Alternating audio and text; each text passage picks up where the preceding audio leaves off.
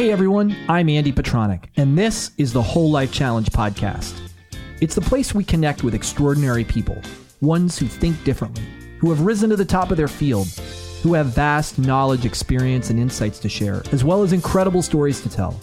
They are also the ones who have figured out a way to take their life's experience and turn it into something that truly makes a difference in the world for others. These are their stories.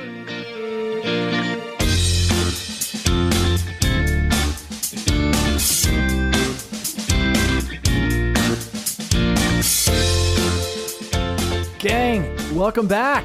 This is Andy Petronic, and this is episode number 126 of the Whole Life Podcast. Today I'm going to be talking with Drew Logan. He's the only person that is known to have ever survived three cardiac arrests in one night. That's kind of it's one of his claims to fame. He's got quite a lot. He's also a New York Times bestselling author, a celebrity fitness trainer. I'll tell you a little bit more about him in a second. But I want to tell you something that's really exciting for me right now. I have decided to kind of up my profile in the world and create a website. It's andypetronic.com. And also create a newsletter. And in the newsletter it'll be a monthly newsletter. Will not clog up your inbox on a regular basis. It will be pithy, kind of bulleted, actionable things that I've discovered over the course of the last month that have helped me in my life, helped me learn something, helped me grow, helped me change, helped me try something out. The first issue. The first issue just went out. It'll come on the first of each month. So February 1st, the issue just went out. I'm going to do a resend to anyone who subscribes in the next week for the first issue. But if you go to andypetronic.com, you'll see a place to sign up right on the homepage, and I would love to have you as a subscriber. So check it out. Check it out. I want to let you guys know that we do have a sponsor of the podcast. We have a sponsor of the Whole Life Challenge. It's a company called The Good Kitchen. And you heard me talk about this last week if you listened to the podcast at the beginning. One of the greatest things I've ever done is to submit to not the notion, but the realization that I'm not the greatest at planning lunches for myself, nor when left to my own devices to make decisions about where to eat or what to eat if it's not easy for me to get to. I don't make the greatest decisions. There's a taco truck that literally is about a half a mile from my house that is delicious, that when left to my own devices, I find my way there. I don't know what legs carry me there, but yeah, it's really, really good. And it's not really Whole Life Challenge compliant. The Good Kitchen provides meals, pre-prepared meals that are Whole Life Challenge compliant. They can be ketogenic, they can be paleo, they've got a bunch of options that you can select when you decide to get your meals delivered. They send them to you every week via FedEx. And I got my meals last week from them. They're really cool. The packaging is really super sweet. They're much smaller in terms of size in my refrigerator. Like, I got 10 of them, and they really didn't take up much room, because they're kind of squished down. All the air is pulled out of the containers.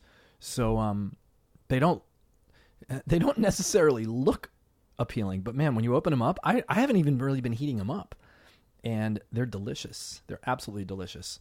So, I suggest it. Check it out. You can go, there's an offer, 15% off your first order. Actually, they sold out last week, so don't know if that will continue. Hopefully they will be upping their volume and be able to provide you guys with what you want. 15% off your first order. The link is thegoodkitchen.com/WLC. Check it out. Okay, next bit. I've got some great guests coming up. Ryan Muncie, he's the host of the Better Human Project. I just spoke with Martin Gabala.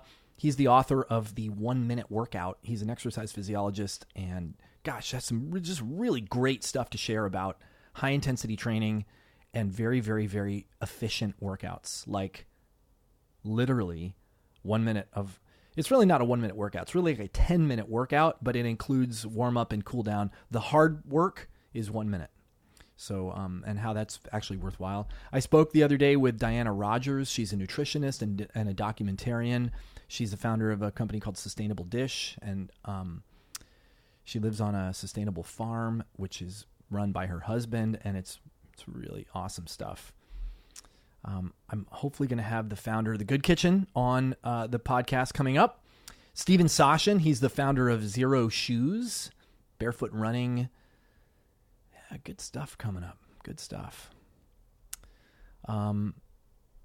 Today is my conversation with Drew Logan. Now, Drew has for 20 plus years been a fitness trainer. He's a TV personality. He is a celebrity fitness trainer. He is the star of Sylvester Stallone's NBC reality show called Strong. He published a book, as you heard me say earlier in this introduction. He died 3 times in one night, and obviously he's still alive. But when he came back to life, and in his rehab, he found he was having all kinds of memory issues. And he came up with when he went back to work to train clients, he was having trouble remembering their programs and remembering what they should be doing. And he came up with a little system. It was a 5-day rotating system that allowed him they could tell him where they were, and he would be like, oh yeah, I know where that is. I know what you're doing. And that lengthened out into a 25-day program. And that was his book, 25 Days. And he wrote this book. It soared to the top of the charts on Amazon and Barnes & Noble. And it became, it's kind of remarkable. It became top 5 among all subjects on Amazon, outselling like J.K. Rowling and Stephen King and Tom Brady and Hillary Clinton and John Grisham. I mean, crazy. His audiobook outsold all titles, including The Secret. Really? It's amazing. It's amazing. He's been in Esquire, People, Mademoiselle, Huffington Post, BuzzFeed, Thrive, been featured cover story of Parade magazine. He's working on a TV show next year that's going to come out. He's committed to the transformation of people through stress relief and not really stress relief, but through their transformation. And he helps people deal with transformative and challenge transformation opportunities and challenges in life. And he's just a great guy. We have a really great conversation. Just 2 guys chatting it up, and you're gonna love this podcast. So hang tight. He's coming. All right. Flipping the page again. Fan of the week. Doo-doo-doo-doo. Guys, thank you so much for your reviews in iTunes. Holy crap. I mean, so many new reviews of individual episodes. I can't tell you how much that means to me and how much that helps the podcast. It just, reviews, I wish it weren't necessarily so. Although reviews, actually, I was going to say I wish it weren't so that reviews were that important. But I guess it's nice that they're that important because people are actually looking to others for their advice on what to listen to and what to watch. And so when you write something about the Whole Life Challenge podcast, you are actually doing me a tremendous amount of a tremendous service, and you're actually serving the world because you're helping other people know about this conversation that we have in here and find the podcast. It increases our rankings on iTunes. So thank you so much. And remember, if you're picked as the fan of the week, which is just one of the reviews that I pick each week, I will send you a t-shirt. So shoot me an email at podcast@wholelifechallenge.com, and we'll get one out to you. So my fan of the week this week is RJH6154. How do you like that username? The review reads, "Couldn't be better. Thanks, Andy, for your efforts and time. You select amazing guests who talk about very meaningful and interesting topics. Your topics are instructive and all geared toward making us better humans, physically, mentally, and I believe spiritually. I look forward to every edition of your podcast." Thank you, RJH6154. I feel like I'm talking to R2D2. I know you're a person, not R2D2. So thank you so much. And please, everyone else out there, please go to, let me tell you where to go. This little link will take you right to the place in iTunes. By the way, if you're listening to the podcast in the Apple Podcast app, you've got to kind of do some searching around to find where to review a podcast, but it's there. I promise. It's a little challenging to find. But if you click on, if you're on your computer, and I guess you could do this on your phone too, you could head to this link, bit.ly/WLC-podcast. And that will open up iTunes. And I think that will do it on your phone too. So, yep, there you go. Last but not least, I want to tell you that we are in the middle of the Whole Life Challenge. My team is called Getting Out of the Comfort Zone. It's too late to join my team, but you can plan on joining it in the future challenges.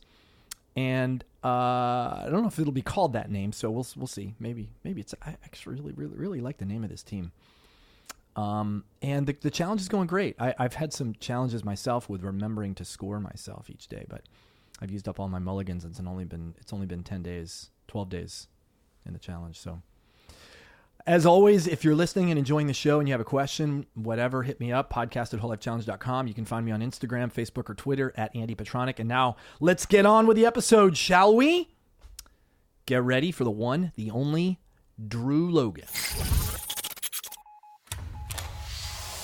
Welcome to the podcast. Thank you, sir. It's good to have you. Thank you. We're happy to be here. I'll tell you what, getting introduced to you was really a treat when my friend Bennett, who I've known for ages, it's funny. It's always funny for me finding people for the podcast. Right. Like how do I find people for the podcast? Exactly. I mean, there are people that are known people. Mm-hmm. There are people that have books out, but I have to know the book. Right. And I don't, I mean, I'm not the purveyor of all great books. Yeah, that's right. Or all great stories. Mm-hmm. So I always love it when my friends come to me and say, "Hey, I've got this." Like, come on, you gotta meet this guy. Yeah. And then when we spoke on the phone, it was like, oh, God, I needed to hit the record button right now. Like, what are we waiting for? That's right. Well, the funny thing is this, I wish we had recorded it because even though it was just, 10 days ago or whatever, the whole second half of this year has been a blur. So I've had so many of those conversations like you're talking about where I'm like, I wish we were recording it because that was a good conversation. And I enjoyed it. I have no idea what we talked about, but well, it was compelling enough that it was like, okay, let's do it. Meet no, that part I remember.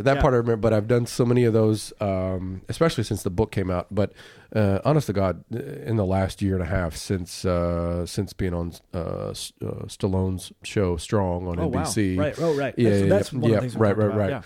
Yeah. Since then, there have been so many sound bites where publicists will send them to me or somebody that recorded them, and I'll be like, "Wow, that sounded really good. I don't remember saying that at all." So I can imagine how and I'm a neophyte. You know what I mean? But I can imagine how big people that do it all the time, how they just kind of get turned on autopilot, and forget what they're saying. So, and then they see a headline that says so-and-so said so-and-so. And you don't know if you said it or not.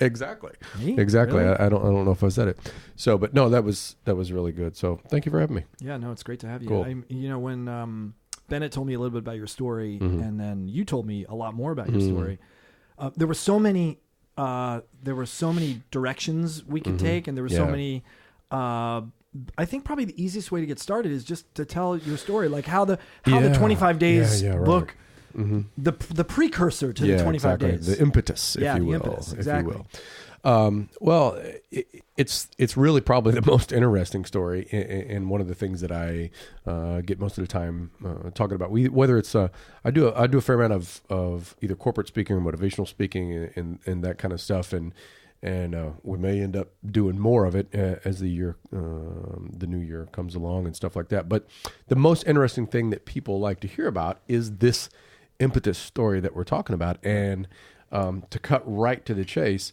I had in October of 2004, I have I always say the dubious distinction of dying 3 times in the same night from sudden cardiac arrest, which is an electrical malfunction of your heart.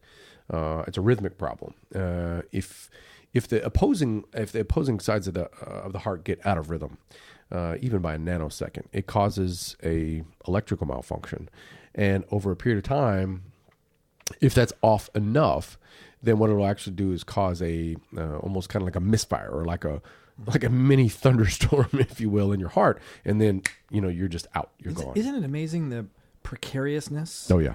That we live in the life Absolutely. that we live under. Absolutely. That's amazing to me. If it's a nanosecond off, everything's off, right? And this is the thing that I spend most of the time talking about.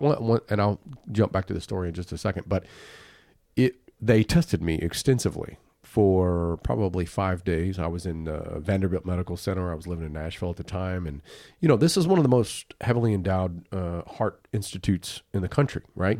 Very cutting edge, great doctors, everything.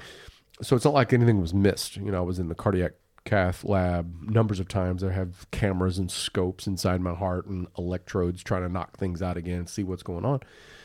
And they have this long word, idiopathic, blah, blah, blah, blah, which basically means we have no idea what happened. You know what I mean? And so they come back with that. Yeah, it's exactly what it means. It's how doctors go, I don't know. Right, so they come back and say that. And my dad questioned me, said, what do you mean, smart guy? What do you mean you don't know what happened? And he was like, well, Drew's the healthiest person we've ever seen from the inside out. Literally, like he looks like a teenager from the inside. He was like, and there's no evidence that there was a heart damage. There is no heart damage. How old were you in 2004? I was 30. Okay. I was 30. So, and this is the interesting thing about cardiac arrest as opposed to heart attacks. Heart attack is one side is clogged or blocked, and the other side tries to do the compression, compulsion of both sides, and so it weakens the backside vessel, right? Mm-hmm. So you have a permanent kind of weakening in the either the arteries or depending on where the blockage is, whatever. Well, with sudden cardiac arrest, it just stops. So there is no movement, right? Right. Depending on the extensiveness, if you will, of the cardiac arrest, sometimes there is a flutter of the heart, right? And they can shock you and get you back. Well, mine went in what's called a complete. So there was not only was there no beat, there was also no quiver. It's called. There was no like kind of shaking. Trying the damn thing. It was just done. You know what I mean? Were you in the hospital at the time? Nope. Like no. How did that work? I mean, how did you get? Well, it's funny. So I was coming home from the gym. My girlfriend called, the girl I was dating at the time, and she was celebrating a new job. She had just got a new job, and she said, "Come to the house. I've cooked. We're gonna celebrate." That's a great idea. So I drove to her house, and we had dinner, and then we were talking about that we were going to go to Colorado for Christmas. And so after dinner, we got on the computer. We were looking at vacations to Colorado and stuff, and all of a sudden my head began to hurt, and my vision went into a tunnel vision. I said, "Whoa!" And she said, "What happened? What's wrong?" And I just fell over on the floor, dead, just completely dead. And you remember the tunnel vision? I remember that, but that's it. That's the last thing you remember. That's it. Well, to go a little deeper into the story, so I was out, and that was about a minute. And she was, allegedly, according to her, kind of like screaming and trying to revive me and stuff. She thought I had passed out, but I was like completely out, right? Yeah. And as she grabbed the phone to call 911, apparently I kind of came to. and I hadn't been breathing or moving or anything like that. So apparently my heart had restarted on its own after that first cardiac arrest. And she said, "What was that?" And I couldn't remember anything. I thought, I don't know what you're talking about. Like, for all I knew, I had fell over and got up at the same time. And she was like, "It's been like a minute and a half. You'd have been laying there, And so I said, "Well, maybe we should go to the hospital." And she said, "Yeah, I think we should." And okay. So I went to the restroom, and I wanted to go to the bathroom. I was afraid I'm gonna piss myself if I go out again. Yeah, right. You know what I mean? So and I remember splashing water in my face and literally getting nose to nose with myself in the mirror. And this was one of the just freakiest things I'd ever experienced, is that as I was looking at myself in the mirror, the look of fear on my own face looking back at me uncontrollably was like looking at another person's fear in their face. And I could see that I was scared, right? It registered. And that it wasn't like I wasn't doing anything to control it. So as I began to walk out of the bathroom, I realized something was happening, and I stopped at the door there at the bathroom, and she said, "What's wrong?" Well, I thought I was going to pass out. And so I thought, I had just a split second. I thought, if I pass out in a standing position, I'm going to fall, I'm going to hit my nose, I'm going to bust my nose. This is going to be bad. Yeah. So I had just a split second thought enough to go, "Hey, hit your knees." Right. And so I got to my knees first, and then I fell on the carpet face down. And the interesting kind of just unbelievably innate sense came over me, and I was like, "Oh, I'm dying. That's what's happening." And then I was like, "Well, it doesn't hurt." And I was like, "Here we go." And that was the last that's the last memory I have for about 2 months, because that time I was out for 6 minutes. And when the paramedics tried to revive me, I had no heart activity. And when they finally had to pop me with a big epinephrine pen, and then revive me with with the paddles, like you see in the TV and in the movies and stuff, my brain had already shut down the lung function. So I wasn't breathing. So I had no oxygen to the brain. And then they intubated me with a big tube, and they're breathing with me, with the bag, and they get me into the ambulance. I get to the hospital, and I'm on a ventilator because the lungs weren't functioning on their own.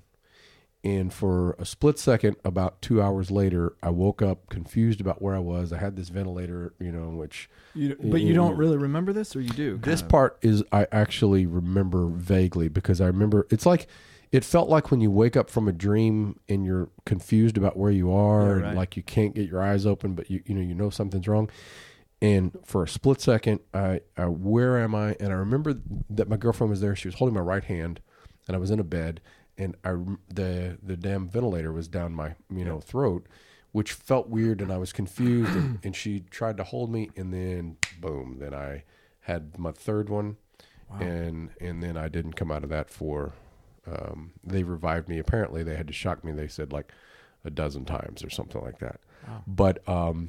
But then I was that was Monday night, and then I was in a coma. And on Wednesday night, induced coma, or I don't know the answer to that. I don't know the answer to that. I don't know if it was an induced. I'm sure it was told to me, but after that point, my short-term memory was shot. Yeah. So when I woke up 2 days later, or 2 nights later, Wednesday night. So this happened on a Monday night. So on Wednesday night, I didn't know where I was, or how long I'd been there, or what had happened, or anything like that. I didn't know who my parents were. I didn't know who my girlfriend was. I had no idea what was going on, right? And so when I woke up, I decided I was getting out of there. And so so I got up and I started ripping out wires and ripping out things, and I'm out of here. I'm feeling fine. I'm fine. I have no idea what this crap is. I am getting out of here. Well, all kinds of sirens go on. The nurses run in, and I don't remember this, but my dad has told me the story. There was this tiny little nurse. He said she maybe was, 95 pounds and 5 feet tall. And I was probably at the time, 220 pounds, and 5% body fat and working out, all the time. And she came in to decide to hold me down, and she grabbed my right arm, which had already got loose.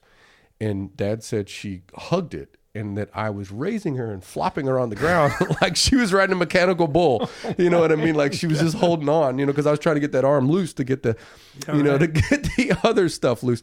But then they came in and they sedated me, and then they belted me down like a crazy person, and they got all the wires and everything put back in, and then slowly over a few days, I could start to retain stuff. But that initial time, the scary thing was that I kept saying, "Hey, I got to go to the bathroom. I got to pee." And my dad would say, "You can't. You're catheterized, and you're belted to the bed." And I'd raise up the sheet, and oh, look at that, So were you forgetting? Yeah, I couldn't remember, and I couldn't retain it more than about 90 seconds. Huh. And because what they do when they catheterize you, they blow that balloon up inside your bladder, so you always feel like you need to go. Oh man, So I kept saying like, I gotta pee, and Dad would be like, "You can't," and every time I'd raise the sheet, oh, look at that. And then, but after, you can imagine that was funny for about 3 minutes, and then you're like, oh God, he's going to be a vegetable the rest of his life. You know what I mean? Yeah. And they were concerned about that. So they did a lot of neuro testing on me and stuff because your like brain that. was deprived of oxygen. Absolutely. Well, way longer than what you would think would be okay. Shit. Had I not had, and people say, well, what was your contribution to it? Because there's been a lot of like, wow, did you see the light? I have no idea. For all I know, I was, in the light. I have no clue because I can't remember that stuff. Yeah. But the contribution that I made to it is that I know, had I not been in such fantastic shape at the time, I had a really low resting heart rate, like 39, 40, something like that. You know what I mean? And and in great shape. There's no way I could have gone that long, without oxygen. The reality is I probably could have held my breath, 3 or 4 minutes at the time. You know what I mean? So to go that long with no pressure, was pretty remarkable. So I absolutely 100% believe in miracles and believe that that I'm here because of that. But did it help? Yeah, of course it helped that I was in great shape. I mean, how does it not help? How is any part of your life not embellished? It's not really something you can test. I mean, no. You don't want to repeat it. No. Well, that's why the funny thing, is when they came back, I was telling you about the whole idiopathic blah, blah, blah scenario. And they said, we don't know what's wrong. And my dad said, well, what the heck do you mean? And he said, well, only about 200,000 people a year at the time. It's more than that now, unfortunately. But only about 200,000 people a year have a single cardiac arrest, or a SCA, sudden cardiac arrest. And only about 3 to 5% of them live through that one. And he said, if they're outside the hospital and they have one, it's closer to like 1%. Yeah. And he said, Drew's survived 3 in the same night. He said, we've called Mayo Clinic, we've called Johns Hopkins, we've called Cedars. We think Drew's the only triple cardiac arrest survivor of the same night that we've ever heard of. And we were kind of freaked out by that. And the funny thing is, people go, wow, how do you know that's true? I'm like, I don't freaking care if it's true. I can guarantee you I'm the only, health and fitness expert that's had, 3 of them in the same night. So you don't really, when you're blessed with something like that, you don't get into the, semantics of, it's not technically, I don't care. Right. So that's what the doctors have, they say, we've never heard of it otherwise. And certainly nobody that's, that's done it the way that because what typically happens is if you're lucky enough to survive one, they implant you with a defibrillator, which I also have. And then it's usually due to either like long QT syndrome or some kind of cardiomyopathy or mitral valve prolapse or, a number of very, kind of atrial fib and, various different kinds of things. Usually people have those things that end up causing it. Yeah. I don't have any of those, right? Yeah. So they ultimately related mine to stress, an extreme amount of stress that I had been under, negative stress, bad stress. That's just another way of the doctor saying we have no idea what happened. Exactly right. That's exactly stress. Right. And I mean, it had been really significant. I'd gone through a really bad, complete crash and burn of a business that I owned, and complete, like, wipe out all your bank accounts, lose your entire life savings. Was it a gym based? Yeah. I had a chain of gyms, and we had purchased them from somebody else. And about 6 months into it, we figured out something was wrong with the financials. Like, why is the income not matching the the due diligence and so on? Long story short, my brother turned out to be one of the top investigators for the U.S. military years later. But at the time, he was in school for that. And he poured through my documents, and he found it, and he said, "How did you get this piece of paper?" And I said, "It was given to us by the previous owner." And he said, "How did he get it?" And I said, "Well, it was faxed to him from his attorney, right?" And he looked at it, and he compared it, and he said, this is a forgery." And I was like, "How can you tell?" And he pointed it out, and he said, "Look at the bleeding lines on this versus the clean lines on the, so on." What had happened is this previous owner had redoctored the financial numbers and signed his accountant's name to them, right? And so we were about $400,000 in the hole annually, that we didn't think we were. So we were still growing on a great trajectory. The problem was that the accounts receivable did not match, right? And so we're way below, what we thought was the floor. So, I went into a, hey, save the sinking ship program for 2 years, and, threw everything I had into it, and my life savings, and which wasn't much, but then also didn't take a salary for 2 years. Didn't pay myself. Just basically, you did the thing that normal business that's owners what do. you do. That's what you do. Right. The ship is going down. You grab a pail and you bail the water. So that, and and about $100,000 in credit card debt, and and we did everything we could. So there was some stress going on. Unbelievable. Yeah. The girl that I was engaged to at the time, we split, and she was gone, and the business went under, and like all this stuff. And so the only positive thing I really had was this new girl that I had started dating, who saved my life. So so that was the one silver lining out of it. But yeah, so it was extremely stressful, and I tell people all the time, because a lot of my talks are to business people, or to salespeople, or entrepreneurs, or and I'm going to come back and say something to that about the whole, grind until you make it, kind of mentality. And, but in those talks, I explain to people that stress is really, it's the process of growing. It's new things, so.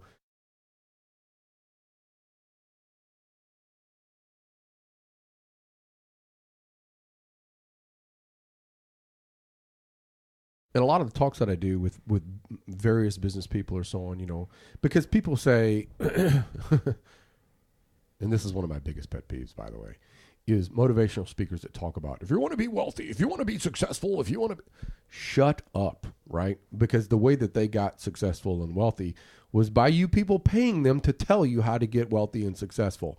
Prior to that, they'd done exactly jack squat in their life. You know what I mean? And that just bugs the crap out of me to no end. I mean, you can tell I got a little heated about that. But grinding, or this mentality right now that exists with you grind until you make it. You don't sleep. You take Adderall or whatever the crazy crap is that people are doing. That is wrong. That's 100% wrong, right? In fact, even the most successful peoples in the entirety of our society, let's go way back. Let's use Thomas Edison. It's probably safe to assume that he was mildly successful on a number of occasions. And he worked a lot. He worked a ton. But he knew the value of cognitive brain function, so much so that the guy would, when he felt it, no matter when it was, at any time, if he felt like his mental capacity was sleeping, he'd shut it down, and he'd go in his office, shut the door, and fall asleep on the couch. And he would sleep until he woke up, and then he'd go right back to work. And he would do it as often as he needed to, even if he was in the middle of a project, because of the value of brain function, right? Yeah. So segueing that into the way that 25 days came about is that after I recovered from my cardiac arrest, the issue was brain function. I was in a fog like you cannot imagine. And my memory was messed up. So this happened to me October the 4th in 2004.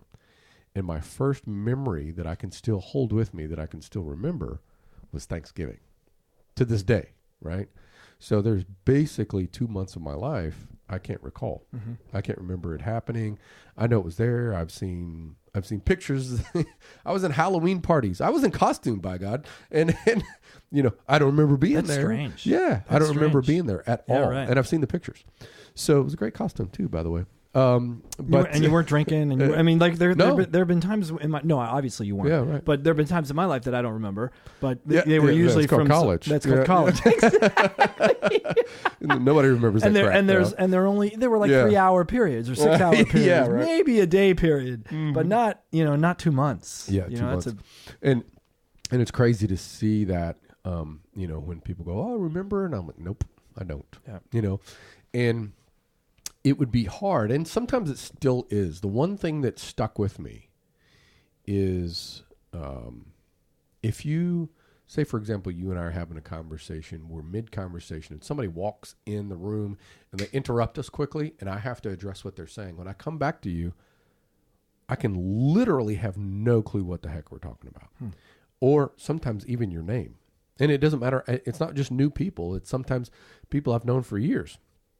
I don't know what we're talking about. I don't know what your name is. And I'm like, what were we just saying? And they go, blah, blah, blah. And you repeat it back to me. Oh, yeah. And I get back on track. And the funny thing is my parents go, oh, yeah, but I do that all the time. And I said, yeah, but you've done that as part of aging. Like I wasn't that way on a Monday, and then I was that way a week later. Right. And so... and it's always, so it's there. So I've done a lot of that, like, those brain, exercises and brain games and name associations and, and memory stuff. Has that helped? And it has. It's helped a lot. And one of the things that's helped me a ton is reading, right? Reading and keeping that, because it's a focus thing. Yeah. Right. So being able to keep that focus and that comprehension in reading. So it's been a big thing. But back to, that brain function issue, I went back to work. I was training clients. I'd already been a strength coach and a trainer probably 10 years. And the gym at that point was... They were gone. They were gone. Okay. And I was living in Nashville. I had a training business there and was working with people there. And it was probably early 2005, early to spring 2005, when I realized that I was having a hard time recalling, and do you know how this is? You've done a lot of training and stuff, and I came from originally a very detailed sports specific background. Like a huge portion of my initial business in personal training was off season NFL and NBA athletes. Okay. I did that probably 5-6 years, a lot, really extensively. And those are very, these are multi-million-dollar athletes. They're walking businesses themselves, right? Yeah. So you go really deep into the textbooks. Macrocycles, microcycles, periodizations. Various things to map around their season that may be coming up, and are they recovering from an injury, and how do we do this, and how do so very, very detailed. So when I moved, almost entirely focused into the soccer moms and executives and and more entertainment industry type and people that didn't have to perform for a living is what I'm saying. There was still a lot of that I used, and it was a big part of my success, but I couldn't remember it. I couldn't remember how to formulate it and put it together. And so I could read it in a textbook and I could go, oh yeah, that makes sense.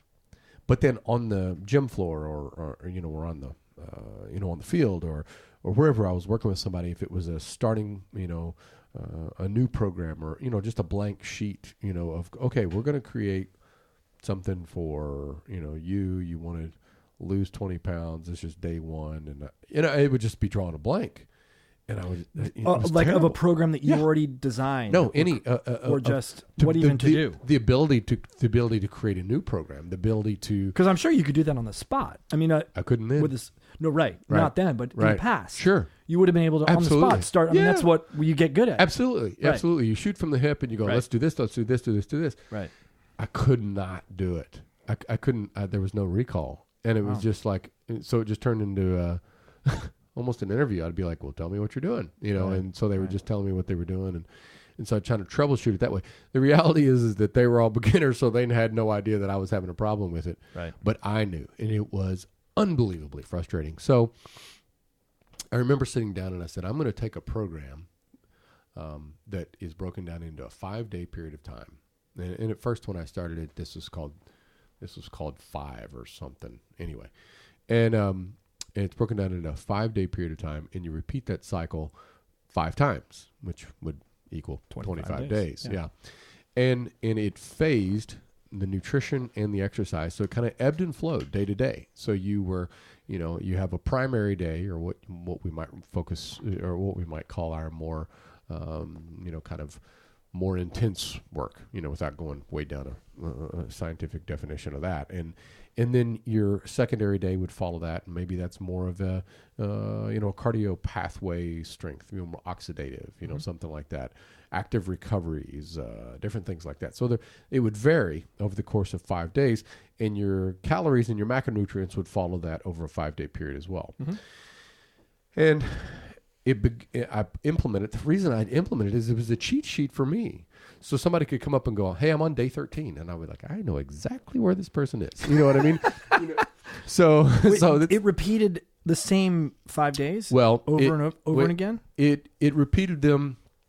So for example, if you look at your hand 1 through 5. So day 1, 3, and 5 in the first 5-day period of time would be primary days, with days 2 and 4 being secondary days. Well, then it would start the cycle over, and in the second 5 days, you'd have 3 secondary days and 2 primary days. So it flip-flopped, right? Yep. So what it allowed people to do was to work really intensely in their primary focus, but then their secondary focus, which I ranged from kind of a 1, 2, 3, 1 being an intense cardio, 2 being kind of a mid-range, and 3 being basically something that might be like or something. Walking or yoga or something like that, right? Yep. So that phased through too. So although what the workouts themselves were didn't change. What did change was how intensely you were doing them. Did you add additional sets? Were you increasing your rep ranges? Were you increasing your time, and that kind of thing? So, because a beginner could basically go 3 rounds, right, of a particular circuit, if you will. Maybe if it's set up like that, that's an easy way to think about it.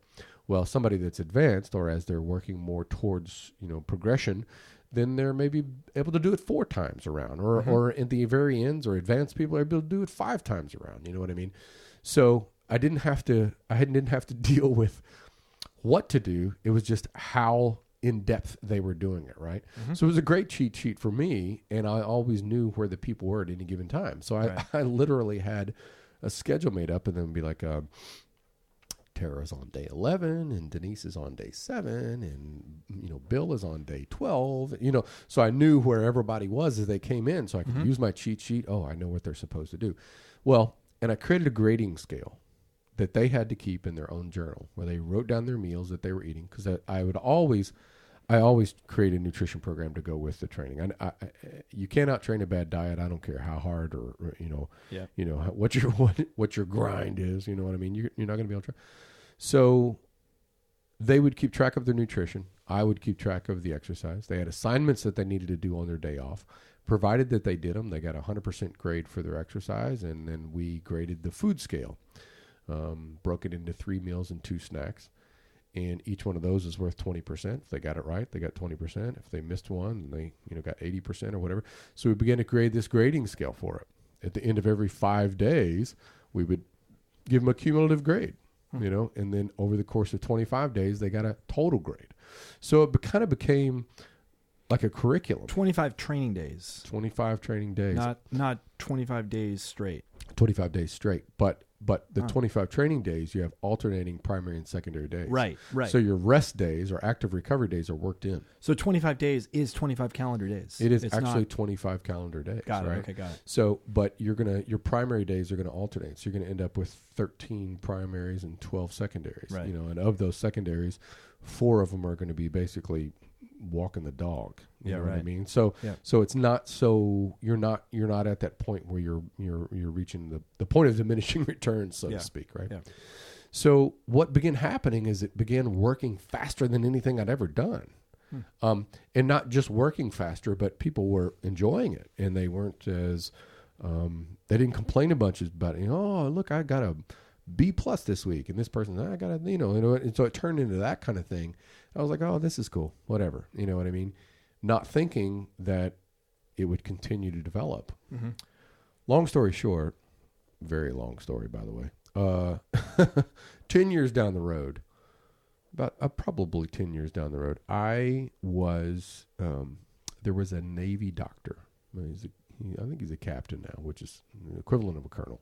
Yep. And he had diagnosed me with a mild brain trauma just from his observation. He said, listen, was this a guy you were seeing for? No, he was a friend. Oh, okay. He was a friend. And he said, I've seen you on a number of occasions go from completely normal to viscerally angry and back to completely normal in, a few minutes. Mm-hmm. And he said, one of two things would exist: either combat PTSD, that's a normal thing, which you haven't had. He said, or you have a mild brain trauma, which is often misdiagnosed as combat PTSD because soldiers there'll be an IED that goes off or something or something, and it'll blow them across the road if they're lucky enough to survive, but they ring their bell, hit their head, mm-hmm. and it causes a mild brain trauma. And it will cause these rapid mood swings. And he said it's not PTSD. There might be some PTSD, but what the reality is it's a brain trauma, mildly, right? Yeah. So he said, I'd like to check you for that. And he did, and came back, and they're like, it's not bad, but I was right. And he said, and what we need to do is you need to understand that you need to be able to recognize that there are triggers. You need to be able to feel it. Because the weird thing, Andy, is that I would be like, why am I so mad over and it wouldn't be like something you should be mad over, by the way. Yeah, right. It'd be like the garage door opener doesn't work appropriately, you know what I mean? Yeah. And then you just lose fly it. Off the handle, right? I mean, just fly, you just like lose it. And you're like, why am I so mad about this? You know what I mean? And so, that's the kind of example. He said, but you need to understand that you can feel it. So I was working with this therapist, and she had done a lot of work with people like that, and I was telling her about what I did for a living, and she said, "Well, that's cool." And I said, "Yeah, I have this really great idea for a book that I'd love to do called 25 Days. Here's how it's broken down." And I described it to her. She said, "Tell me more about that." So I told her about it, and she said, "Well, two things. You seem very passionate and excited about it, which is great. I like that you do that."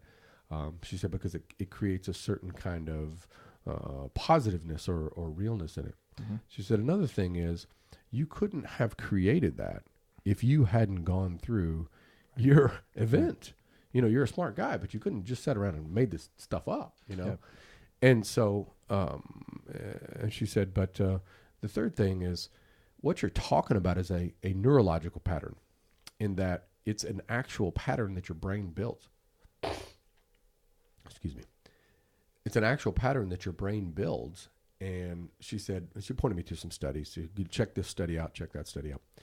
And that kind of went down the rabbit hole of like actually learning about neuroplasticity and rewriting brain patterns, even if negative ones had to exist with a commonly associated, kind of stimulus, for example.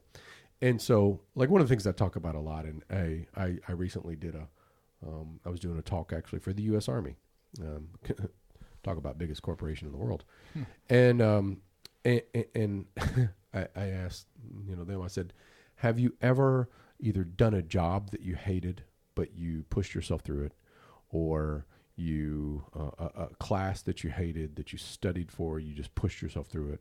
Or, for example, on the fitness side, because most of the people listening to your podcast have done fitness things, we've all done that whole kind of like, I really want to run a marathon, and I am going to do it. I've got the program, I've got the coach, I've got the shoes, I've got the clothes, I look good. I'm going to, and every day as you train, you hate it, right? There is something about it that does not jive with you.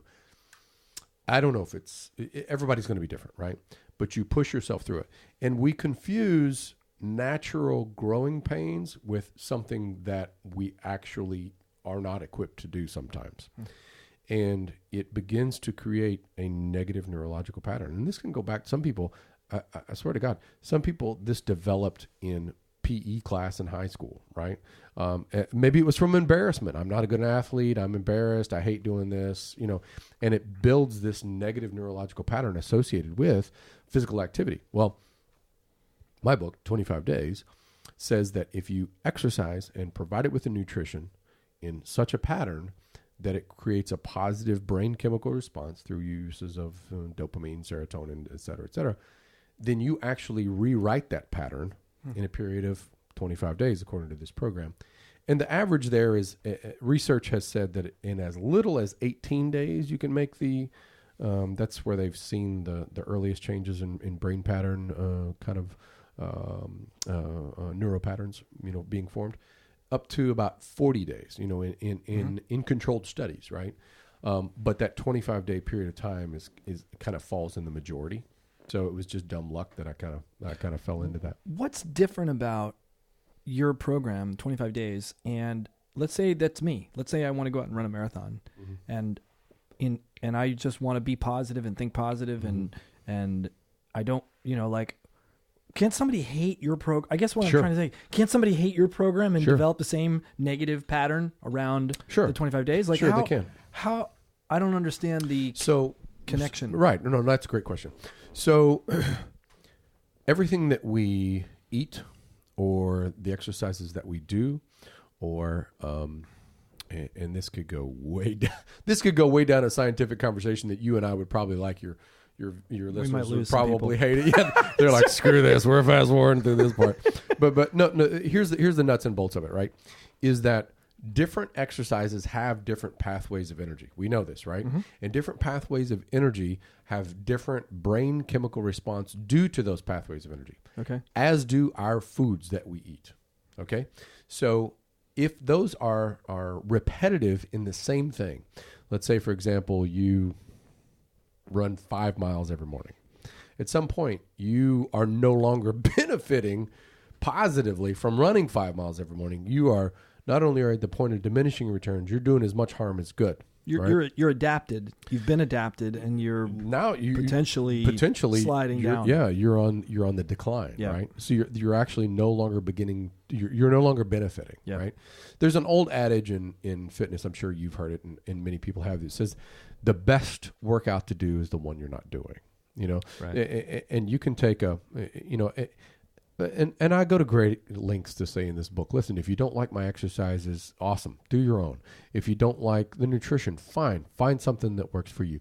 The most important thing is that you look at two things. You look at the way that the organizational scale exists, this A, B, ebb and flow, or what they commonly refer to as a zigzag in your training approach, and you're going to be more successful. Will you be successful in the neuro patterning type thing as much?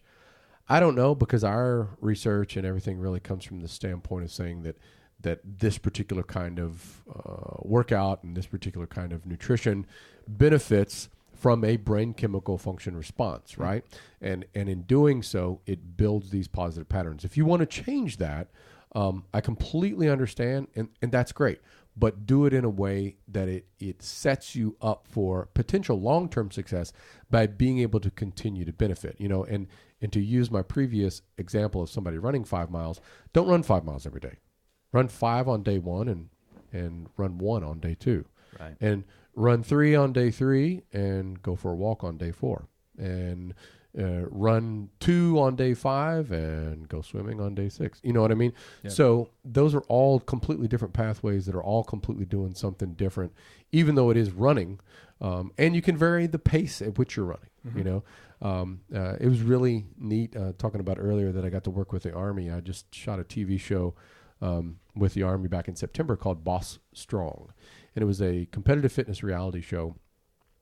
We took 5 separate fire teams, so 6 soldiers from all over the world in these 5 separate teams, and I was one of the head coaches for one of the teams, and we taught them how to work out in, and I hate using that word functional fitness because if you can do it, it's functional, but what would be more related to combat readiness, right? Yep, For example, running 2 miles, max push-ups and max sit-ups doesn't really relate to combat readiness. No, it doesn't. At all, right? That was a Marine Corps PFT. Yeah, absolutely. Yeah. Terrible, right? So I'm thrilled to be part of the team of strength coaches and trainers working with the military to completely rewrite that and change that. So I'm very honored to be a part of that. That's in the works currently? Yeah, we're doing it already. Oh, that's great. So I'm very honored to be a part of that and excited to do. But back to the show, one of the things that was good is my assistant coach. Each team had an assistant coach, and they were provided by the world-class athlete program of the U.S. Army, which a lot of people don't know they have, but they are Olympic-level athletes that are currently in the Army, serving in the Army. But their job for a period of time is to be a part of this athlete program out in Colorado Springs. And I got to meet a team of distance runners that are in the Army, and I think all 3 of them were from Ghana, right? Phenomenal runners. One of them, in fact, the bronze or silver, I can't remember, might have been silver, medalist from the 2016 marathon is a U.S. soldier. And got to meet him and hear them talk about the ways that they run and the ways that they change. So they'll run every day, but they run completely different every day.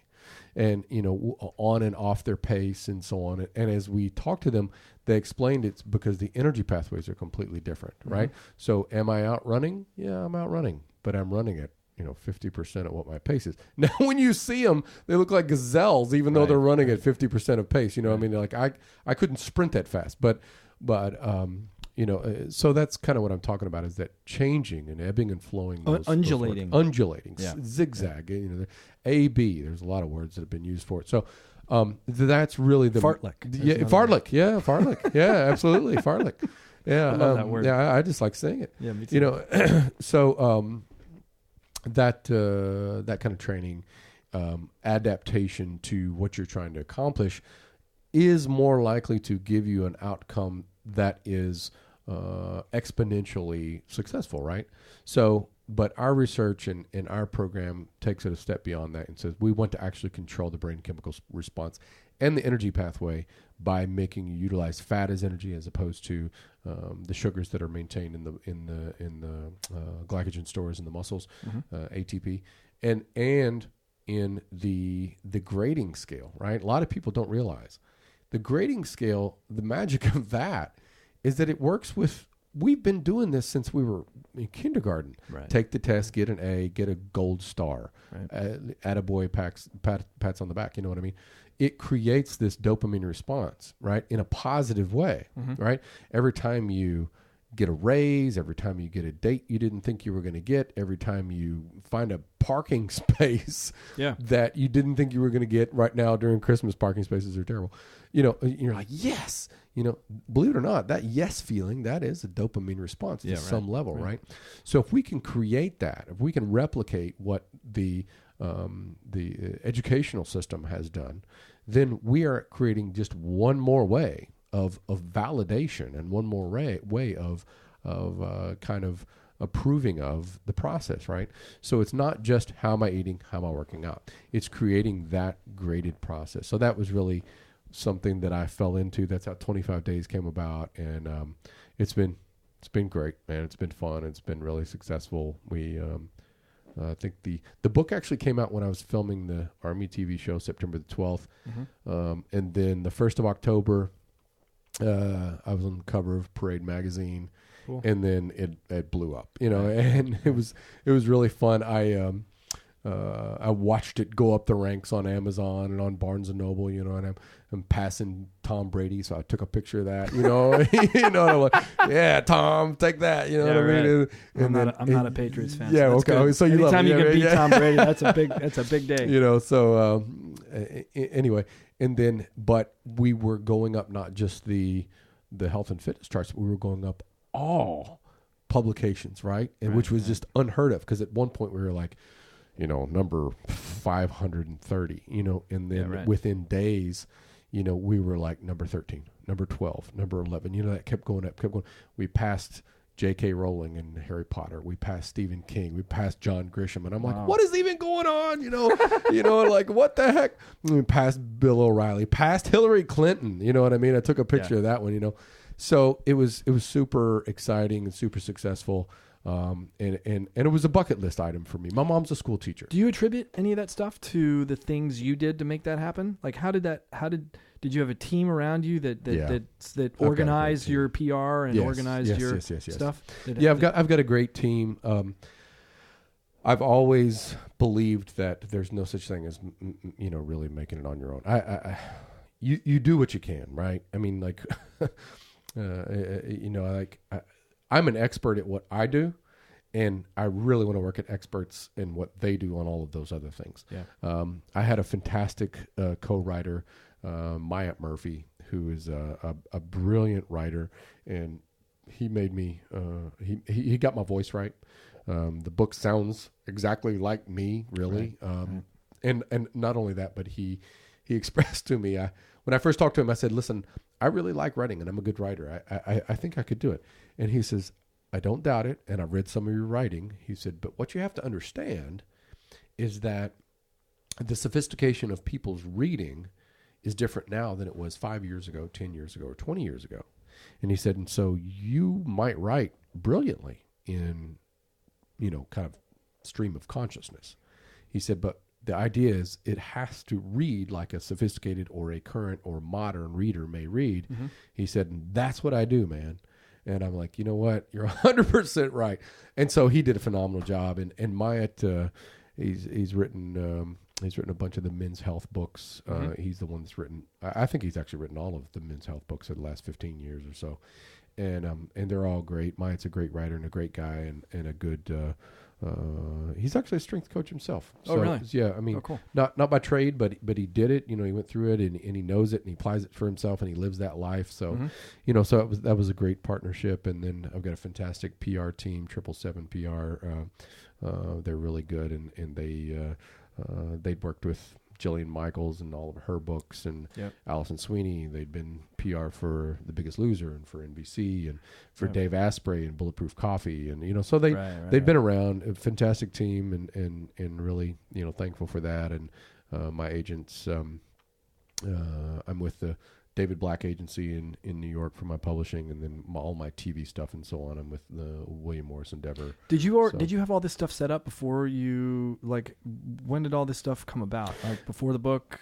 Some parts of it have come together. This was my first jump into the publishing world, and I'm overwhelmingly thankful and blessed that it's gone the way that it has, and it was a really enjoyable process for me. And I really look forward to doing it again. I'm already excited about doing it again. But I was in and still am in TV before the book came along. You know what I mean? Yeah. In fact, Sylvester Stallone's show Strong that I was on NBC back in 2016 really opened the door for this. And I was with William Morris Endeavor prior to the book, because they represent me and here for TV hosting, production, stuff like that. So and I can't go in great detail, but I got a new show next year. Wow. So maybe we'll do this again when the new show comes out. Cool. And also on NBC. So we're looking forward to that. But it's my show that I created, and I'm the host of, and also executive producer and creator, and I've partnered with another production company to do that. So fitness related. It is. Related to the book? It's transformational. I'll tell you that. It's transformational. It's not. I don't want to give away the whole thing. It's not just weight loss. How's that? Okay. And anybody that's been through any kind of health challenges understand that kind of like I did. My health challenge wasn't about weight loss, but man, was I in a dark and bad place. Yeah. So there was definitely a transformational process that my my health wasn't the only detriment, right? But getting my health back helped to revive that process mentally and emotionally. You know what I mean? So that's what you can look forward to. That's all I'll give you. So we'll have to come back and do it again next year. Cool. But that sounds good. But that led me into the book thing, and I love that, and then that's then opened some other doors that we have going related to the book. 25 Days is opened. I've got another project called Fit 25, which is a nationwide healthy meal delivery process that will be all 50 states. We're going to launch that here in the next couple weeks, be ready for January. And then also a Fit 25 snack bar. And these things are all formulated macronutrientally balanced to the diet that is in 25 days. Right. So it'll be really cool. You'll see all that stuff coming out really soon. And again, fantastic team behind me. I don't know how to do this stuff. I just, find the experts that know how to do it and create good relationships and do that. How do you keep your life from, look, it's unlikely that you're ever going to have the same amount of stress that you had that caused your cardiac condition that you experienced. But how do you keep your life balanced now? Or do you? I do. Yeah. So what does that look like for you? Well, one thing I'll touch on, which is I wouldn't suggest anybody purposely trying to go through something bad like I went through. However, it did give me a perspective. I thought at the time that the business debacle and the crash and burn that I had gone through and which drugged me through a multi-million-dollar corporate and personal bankruptcy because I was the majority partner. I thought that was the worst thing that had ever happened to me. Yeah. Until I had 3 cardiac arrests in the same night. And I realized after that, in retrospect, I realized that it can always be worse. It can always be way worse. You know what I mean? And at the same time I was going through all of that stuff, my brother was going through cancer recovery. And so we kind of bonded over that. And that completely changed my perspective on what stress means, right? And there are a couple things that I talk about with related to stress and related to balance and all of that type of thing. And stress is growth and learning. So avoiding stress should not be your goal. No. Because you want stress. No. It actually helps you grow. You go to the gym. 100% the truth. And you put yourself under stress on purpose. That's exactly right. So if anybody's listening and they're going, oh, you should avoid anything stressful. No, you shouldn't. What you should learn is what's called, commonly referred to as conflict resolution, right? Because that's what stress is. Stress is a conflict between what you know and what you need to know to continue to move forward on whatever path you are striding, right? So your conflict resolution should be, how do I deal with the stress that is coming to me? Because it's inevitable, or you're not growing. You know what I mean?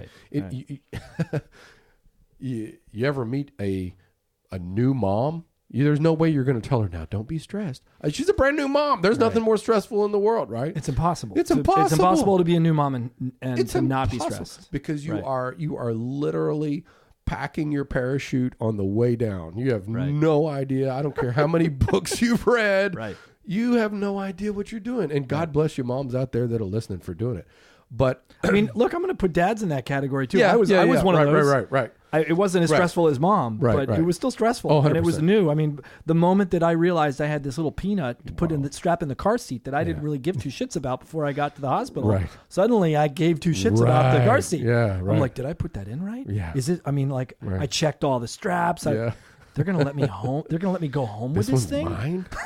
What do I do with this? I don't have the nurses to ask after. Like, nobody's checking up on me. They're allowing me. No, to do that's this? 100% the truth, right? Yeah. And so parents that are doing that, you can't say, don't be stressed. Right. I mean, what a nonsensical and borderline insulting thing to say to someone that is going through stress. And there's a common misnomer going around right now that is stress is just how, sophisticated people say fear. No, that's not actually the truth.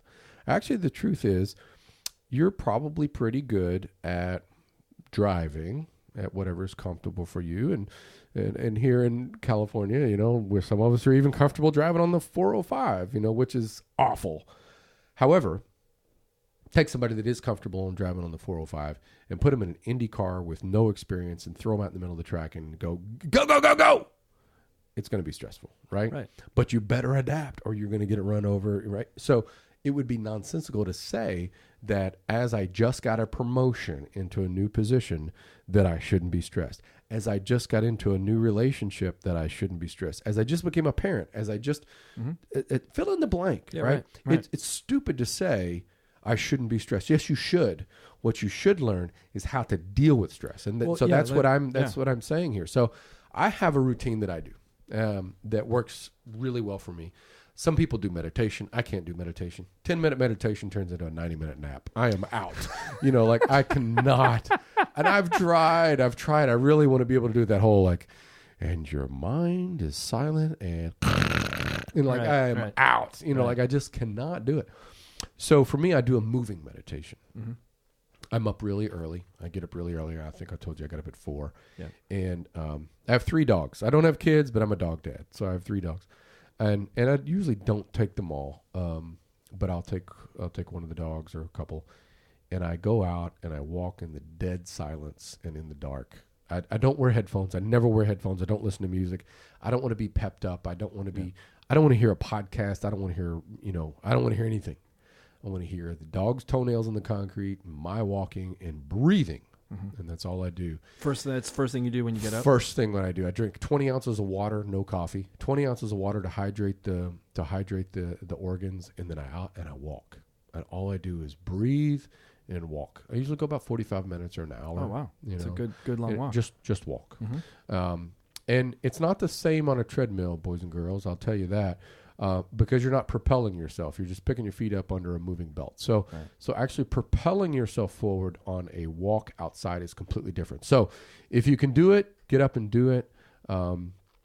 I know maybe some people who are living or listening to this are living in areas where it's very cold this time of year. It might not be possible. So put the snowshoes on. Yeah, right. Yeah, right. If you can. You know what? I lived in Kentucky and I used to do it. I would go out. We'd have snow and be freezing, and I'd bundle up and do it. It really feels good. So I've done it a long time. Now, do you you get up at 4? Do you go to bed at 8?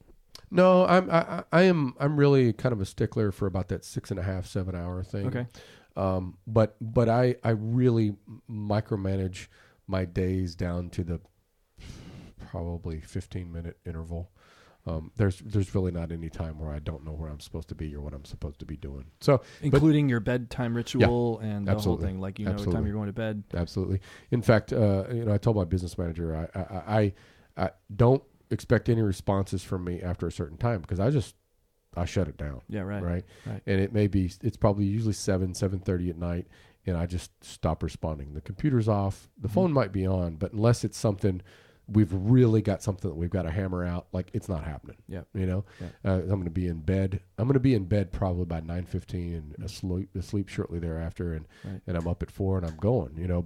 But that walk, that moving meditation, it really helps to revive the mind. It's really about breathing. And that's the thing, and if you're listening to this right now, stop what you're doing and breathe as big as you can in through your nose and exhale through your mouth. And you'll notice that you can do that about 3 or 4 times and your blood pressure starts to go down and you begin to find yourself relaxed. So, breathing is one of those things that the breath work and stuff, I've really got into that. Mm-hmm. That's been really good. It has been proven to control, kind of brain chemical responses. And is the walk the one thing that you do? That's it. So your routine, that's... Mm-hmm. That's my thing. That's my thing that I do.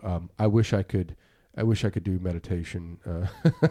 I just don't do it. When you're out walking, are you thinking about things, or are you purposely trying to not think about things? I actually prefer to think, right? So a lot of people say that your meditation, you should clear the mind. You should give your mind a break. I get it. I understand that, but I would rather keep my mind active, but be in control of what I want to think. So for me, when I'm up and I'm out and I'm moving, especially in that first thing in the morning, I don't think about tasks, and I don't think about people, and I don't think about any of that stuff. I think about, and this may sound hokey or stereotypical or any of those type of things, I think about everything that I'm grateful for, right? And for me, it's an easy point to start, and whether you like to pray or you like to, I don't care what people like to do, but for me, I just, from my standpoint, I go, man, how did I live through 3 sudden cardiac arrests and be here? How great is that? Right. And is it cold this morning? I don't care. I am so glad that I can be here and feel the cold. Right. I'm so glad that, that I can hear the ocean. I'm so glad that I can actually move my legs and walk around, that I have like how great is that, and then that just starts to go down, and we start to realize that there are so many gratitudes or blessings or however you want to look at them every single day. I'm so happy to be a dad, for you, Andy, or, I'm so happy, whatever it is, I'm doing what I love. You could go down this path forever, to the point that you just are overwhelmed with gratitude, what I mean? But if I can put myself in that mind space, then I realize how important it is that I actually do something of worth and of meaning, and that how important it is that I use my own gratitude and my own second, or let's call it my fourth chance, to be able to try to inspire others, and I I said I do motivational speaking stuff. One of the first things I tell them is, listen, I'm not a motivational speaker. I'm an inspirational speaker, because a motivational speaker kicks you in the ass and tells you something to do that you're already supposed to be doing. I don't want you to do that. I want you to think differently, so when something or an obstacle, something comes up in your way, you think, this is what Drew is talking about. This is how I'm going to handle it. I'm going to change it a different way. I'm thinking a different way. I'm going to overcome this obstacle. Because if you don't have any obstacles or opportunities, you're not doing anything, right? I mean, you're going nowhere fast, period, right? There should be obstacles. There should be roadblocks. And on the other side of some of those obstacles and roadblocks are where you want to be. It's not that they shouldn't exist, just like stress. It's that you need to know how to deal with them and getting over that. And one of the things that I teach a lot in most of my motivational, inspirational stuff, I tell them right away, listen, my mom's a teacher. She was a teacher. That's the way I grew up. So it's in my blood. This is going to be, get your notepads out. This is going to be half teaching and half inspirational. But one of the things that I do is I use the acronym for HOPE. And my family is very military too. Dad was Army. Both my brothers are career Marines and 20 plus years. And, so it's very military. And you got left out of that equation. So. Well, I chose out of that equation. I went to college to attempt to play football, and the crazy story, I separated my shoulder badly in the weight room my freshman year. Wow! And the opportunity to even pursue the football career didn't exist. What school? Eastern Kentucky University. Okay. It was Ohio Valley Conference School. How do you separate your shoulder in the weight room? I was clean and jerking? I was doing a crazy overhead, kind of like what would look like, it would look like a single arm snatch, maybe. Okay, but out in front, single armed. Yep. Or like nope, this. Single arm. So straight out in front, arms straight. And when it got that point past kind of perpendicular to the floor, as it began to return back, the muscle seized up, and if you're looking at your shoulder right now and your arm is in the air, imagine that the socket of your shoulder came out your armpit. That's what mine did. So just came out through the armpit. So it subluxated from the inside out. Yeah. So the tear wasn't from the top of the muscle inside, it was from the inside of the muscle out. Right. And so what a bizarre weirdest thing in the world. But let me tell you the most interesting thing about that entire thing is that I had to go through physical therapy to do that. And that led me down the path of going, hey, I might like to train people to get recovered through physical therapy. And then I realized I didn't like physical therapy because most of those people didn't get to optimal level. And I said, maybe I should be a trainer. Yeah. And then here it is 25 years later. It sounds like adversity really suits you. I wish I could stop having some of it. That'd be I don't great. know. I don't think you should wish for that. Right, like, exactly. let's just not die. Yeah, let's don't but, die. Let's don't die. But as long as you can go up right to the edge, the more adversity you get, the better you do. You know, and you know what? We laugh, but I think there's a lot of truth in that. And I think that, I think necessity is the mother of invention, you know, and I was on Jillian Michaels' podcast a couple of weeks ago, and she's like, Drew, I could not have created this book, and I've written some great books. She said, because you had to live through what you had to live through to do it. Right. And I was like, you're 100% correct. And it was, I just guess I've just always kind of been, do the best you can with what you have where you are. You know what I mean? And literally the best you can, not, I'm doing my best, but literally do the best you can with what you have from where you are. I just remembered we went down a little rabbit hole. You were going to give us your acronym for hope. Yeah. So and I referenced the there's a common military saying, hope is not a plan. Right. Hope is not a plan. I was a Marine. So right, exactly. So you understand. Hope is not a plan. Right? Well, so I go, actually it is. And here's where I came from with that, and then I'll give you the acronym. All of the years that I was training clients and all across the nation, and I'd been on major motion picture sets. I'd been on rock and roll tours and country music tours, and I'd owned a bunch of gyms, and I'd owned training studios, and all of this type of stuff. I'd train everybody from, soccer moms to Keith Urban to, like everybody that you can think of. And one thing was in common is that when people would sit down in front of me determining whether or not we were going to work together, they all had what I refer to in their eye as a hope light. And it would either be on or off, right? And if it was off and I could get it on, then I knew we had something. Mm-hmm. Or if it was on and I could keep it on, right? But what that hope light is, basically, if I paraphrased their internal voice, it would be like, for the love of God, I hope this is the time this works, because I've tried and I've failed. I am so sick and tired of being sick and tired. Please let this be the time it works. I hope this works. And if I could get them to say, listen, you don't have to trust yourself, trust me. Put it on my back. I guarantee I know how to do it. Just trust me, mm-hmm. And bing, the hope light would go on. And they'd be like, okay, all right. Yeah, I can trust you. I think you know what you're doing. And then inevitably, most times, it would end up working. And obviously they have to do what they're said. But so I came up with an acronym, HOPE. If you break down the HOPE, hope is, first off, get humble, right? Get humble about whatever your goals are. Some people, you have to be fired. No, you do not have to be fired up. What you have to be is you have to be humble about what you want to do, and humble about the fact that you cannot get there from here without help. Because there is nobody that is a success in any single thing that didn't end up standing on the shoulders of giants to get there, right? Yeah. So get humble about where you're at and go, I need to ask for some help, and I need to ask for good help. And there's nothing wrong with asking for help. So first off, get humble about where you're at, and be okay with it. There's nothing wrong with that, all right? And I'm not talking about negative internal talk. I'm talking about, you know what? I really want to be good at this, and I'm not an expert, and I need to seek the help of an expert, right?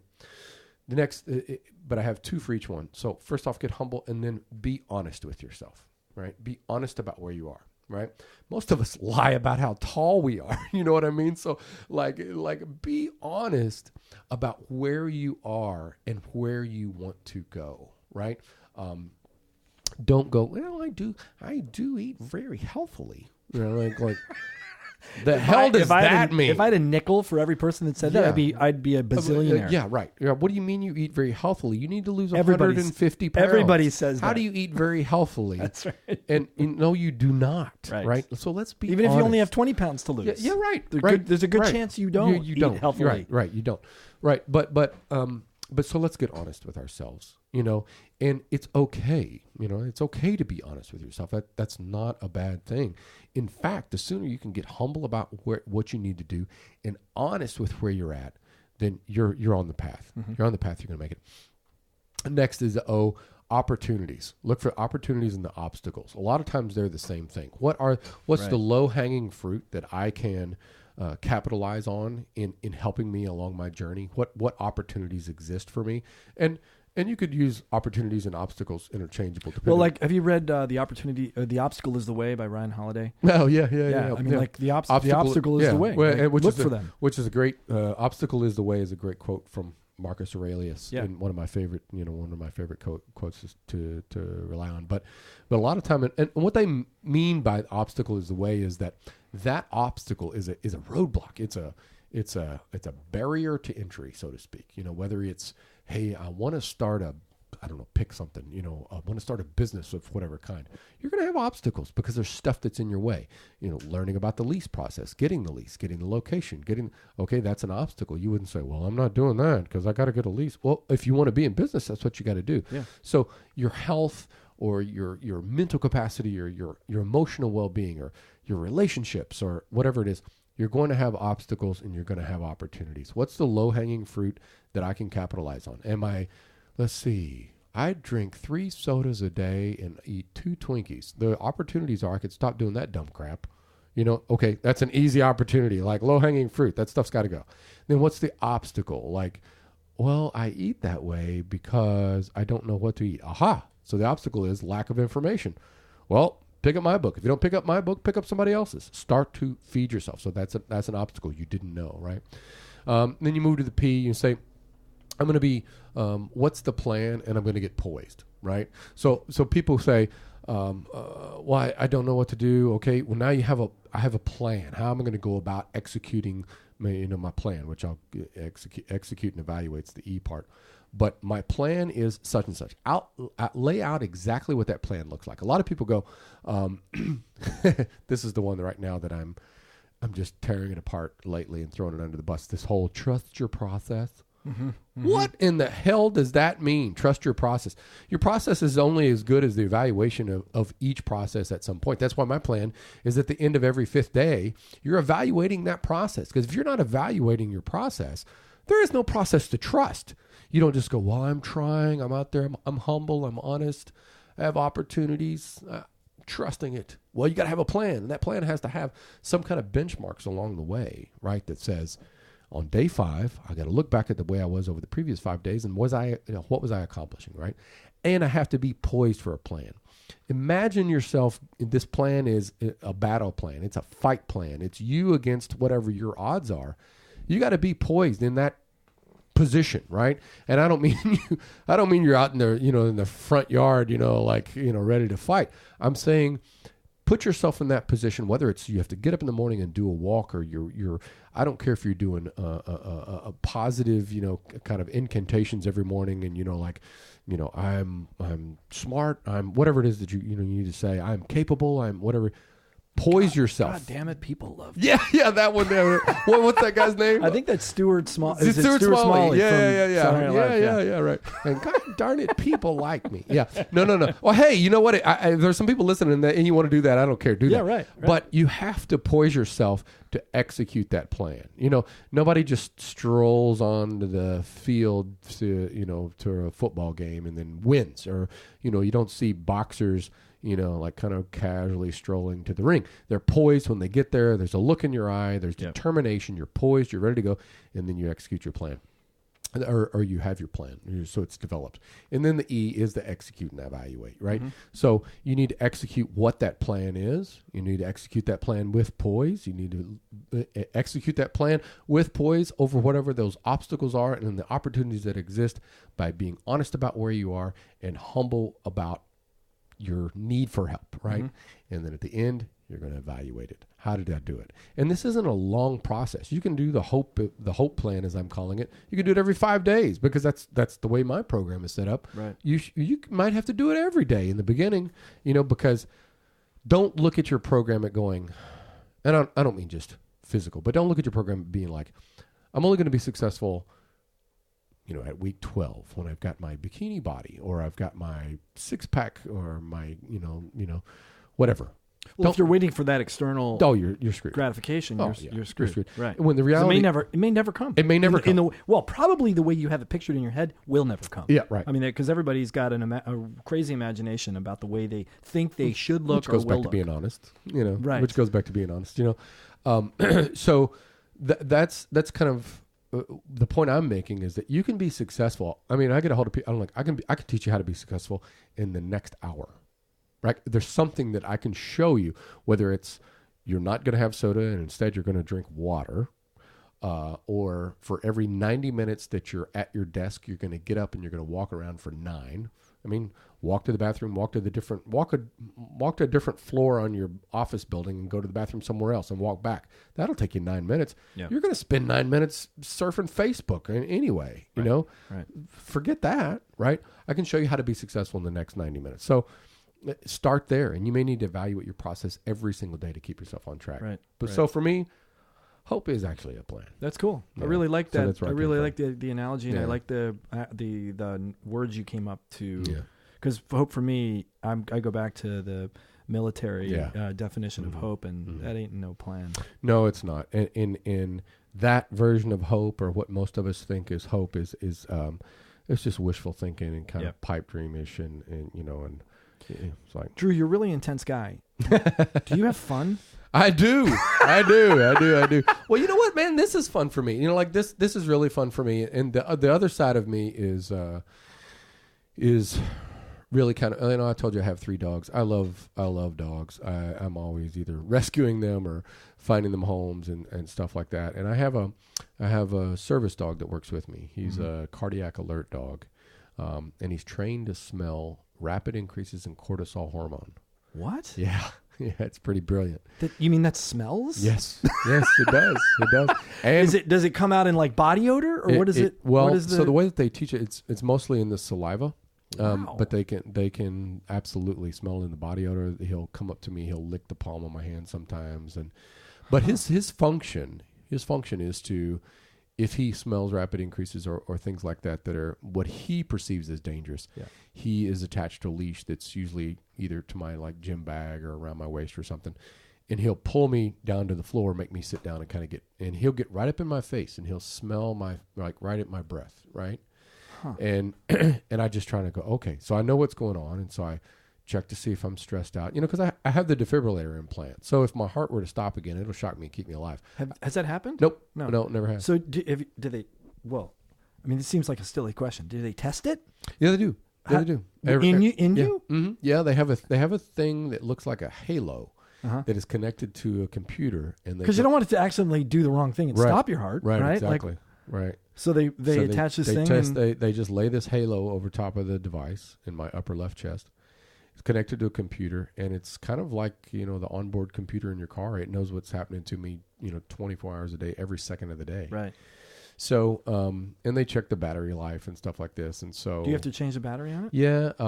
You have a device check or a device change. My first one is at year 7. Do you have to lay on a battery charger every night? No. That would actually be the better way, honestly.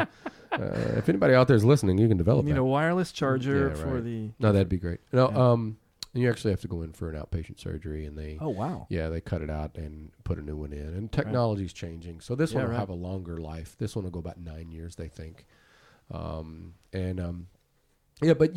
Lucky's real function is to pull me down to a safe place. I mean, because think about this. I spend a lot of time either in the gym or in crowds or in airports or something like that, right?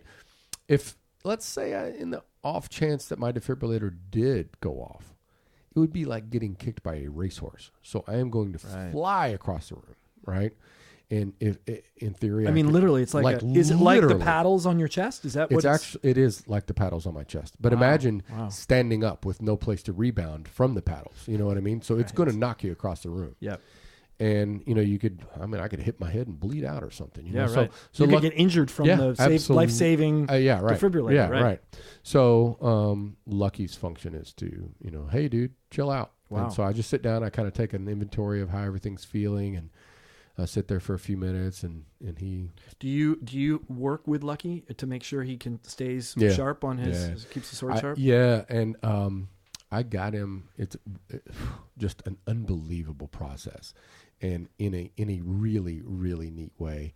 The guy that did the training is just a genius and one of the foremost experts on dog behaviors, just nationwide. I need to send my dog to him. He's unbelievable. He's unbelievable. I love my dog Bella, but man, she's just. She's slowly getting better. But man, you saw her when you walked in the door today. Yeah. She looks at you with those wide eyes, and she does not think you're not going to cut her head off at any moment. Exactly. And so Lucky is my dog, and I brought him home at 8 weeks, about 8.5 weeks. And Robert, the trainer, said, I don't want you to ever put him in a crate. He needs to understand that he has to ask you for permission to everything. So sleep with him on your chest. Do not teach him how to go up and down the stairs. Do not teach him how to knock on the door to go out. Like, you pick him up, you open the door, you sit him down, he pees, you pick him up, you walk back in, you close the door. Is this because he's a service dog, or this is how he trains all dogs? Well, from that point of it is how he trains all dogs that are in that puppy form, because what it does is it creates a limbic attunement. The limbic portion of their brain is developing, and they actually do a communication. It's funny. I've got 3 dogs. I literally can almost speak complete sentences to Lucky, and I swear to God, he knows what I'm talking. I'm not kidding you. And he's a brilliant dog, but the other 2 are lunatics. They're wonderful dogs, but like, they have no idea what I'm saying. You know what I mean? And I think of the 3 dogs from the Lion King, or the Lion King, the hyenas. The hyenas. And the one that's like, woo, with the tongue. And I've got 2 of them. Yeah, I got a pug. Yeah, so obviously, right, exactly. So, but what he wanted him to be able to do is that he said, if you do this properly, he will literally never pee in the house. And Lucky's 11 years old, and I bet you in the 11 years he's peed in the house twice. Wow. And it was my fault. Like, something happened, and I had I had gone somewhere and not taken him with me, which is not usually what I do. And for some reason I ended up being gone from the house a long time, or I forgot to let him out before I went. And the funny thing is, he knows it. Right. When I come home and he's like, Dad, sorry, I couldn't hold it. Yeah. You know what I mean? Yeah. So, but fun for me is 2 things: my dogs, and I'm an avid guitar player. I've actually played guitar longer than I've been training. So except when you go to Nashville, and I don't ever do that. Those guys. The guys in Nashville are unreal. And I'm friends with a lot of them, and they're like, "Oh, we're playing. Come out and see us." And I'm like, "Yeah," and they always do it, man. They get on the microphone. Hey, Drew, you want to get up here and play one? What are you talking about? I do push-ups. So like, what are you even talking about? Like, you do push-ups, and I'll play the guitar, and then we'll see what happens. Yeah, we'll see what happens. I'll play guitar with you if you have a push-up contest with me. Exactly. Yeah, no. Right. So Nashville's the only city in the nation I won't get up and try to play guitar with somebody. But that's my outlet. That's cool. That's my outlet. That's cool. Music. I'm huge music lover, so concerts, and I love that, and I can't even begin to tell you the number of concerts that and that's my thing. I love concerts and dogs and that kind of stuff. But that's kind of my retreat. But man, listen, I got to be honest. I love what's going on. I love writing books. I love I'm learning a lot about television production, and now that I'm executive producer of this show that's coming up next year, and I'm learning. That's such a sweet spot to be in, when you're the merging of what you love and what your life, the direction your life is headed. What a great place to be. I love it. And I think a lot of times we say, I want to go into such and such because I love whatever it is, not realizing that what you love is so far away, you know what I mean, from where you start, entry level. And a lot of people will ask me, they go, man, what a great career you have and what you do. And, and like, how do I do what you're doing. And I'm like, I have no answer for that. Because, like, I wouldn't take the path that I took, because it was... No, I wouldn't either. I mean, it was like stumble, fall, crash and burn, die. Right, like, don't right. take my path. You know what I mean? I'm sure there's a better way. But I think we do that a lot. And here's what I would say to anybody that's listening and thinks, how do I accomplish what I want to accomplish? Well, a lot of times people don't define that, right? So, earlier I was talking about the hope thing, about being honest with yourself. These motivational, inspirational, rah-rah gurus, whatever, they're going to tell you how you can be a bajillionaire, if you just do this. And you go to their thing for a day or a weekend or whatever the heck, and then on Monday you go back to your job at, human resources for, whatever. You have to be honest about the fact that even if you perform at the highest level of your capacity within the chosen profession with which you're in, that having your own jet is probably not going to happen, right?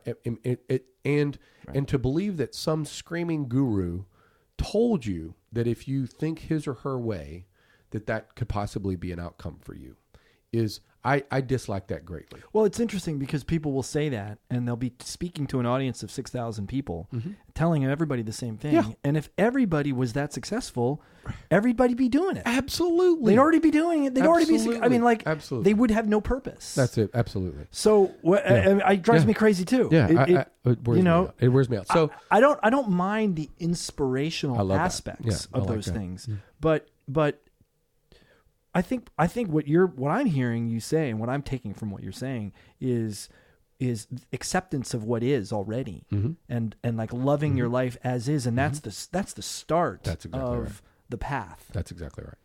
And figuring out what's that look like, because you really you can't wait to love your life until you get there. That's because exactly right. You may never get there. That's exactly right. There is no such thing as circumstantial success. Like you can't go, ta-da, I got it, and now I'm happy, and I'm successful, and I am... Listen, let me tell you what there is about success.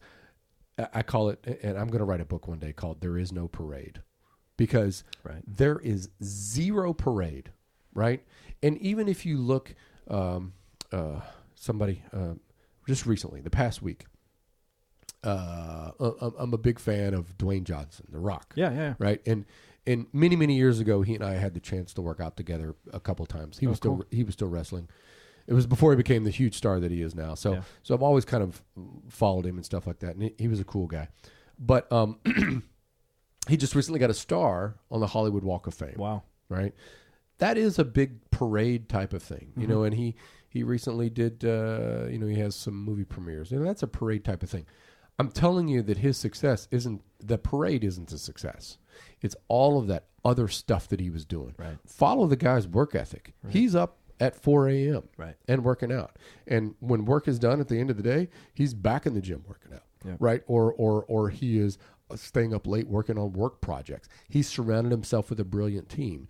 So a lot of people admire our stars, in the end result without any consideration of like, is there a great team? Who else is helping?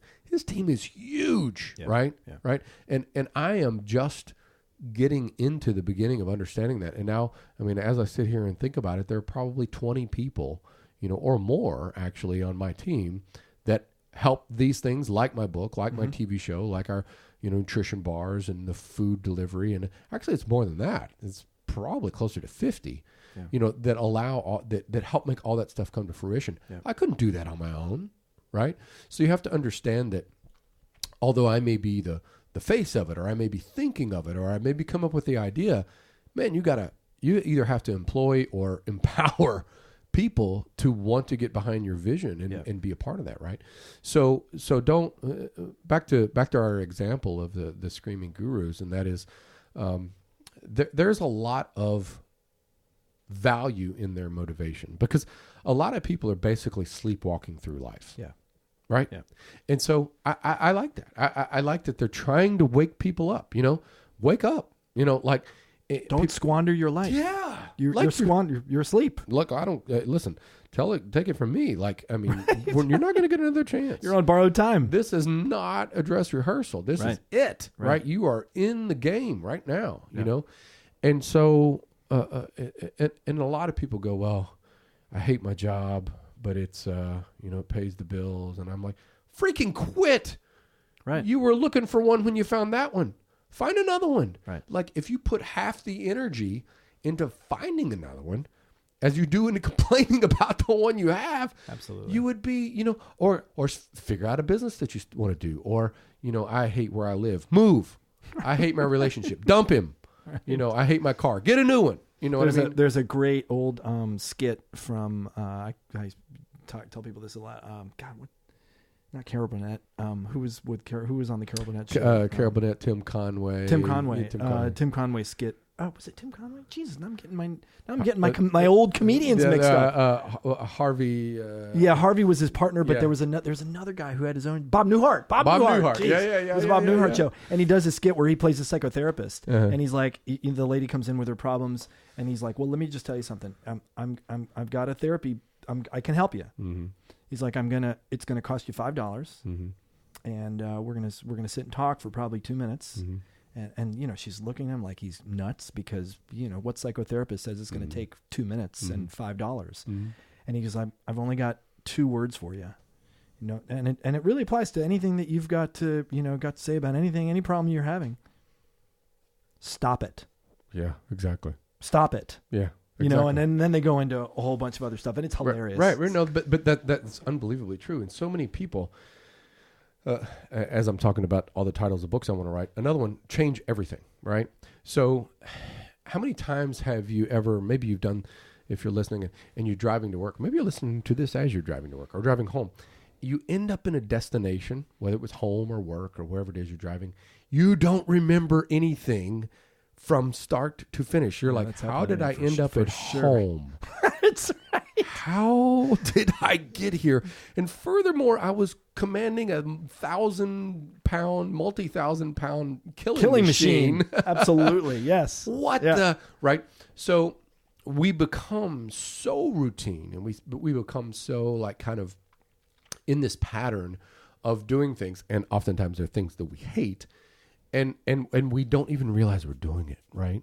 And so, some of the easy things that you can do is drive a different way to work, take lunch at a different time, wake up at a different time, go to bed at a different time, get pattern interruptions, right? Yeah.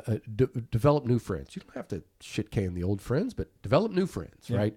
Talk to different people. It's one of the reasons I like Waze. I don't really plug apps very often, but Waze is great because I've learned new routes around my home because I live in LA and traffic is horrible everywhere. Yeah. And so Waze is really helpful for me to teach me little sneak routes through neighborhood. Now, my neighbor's not going to probably like the fact that I'm using their side streets around Venice Boulevard or Washington. I haven't got into that, but it's fun. It takes you down routes you've never been. You got to pay attention. Where am I? Here. Yeah. Right. And so when you do that, imagine.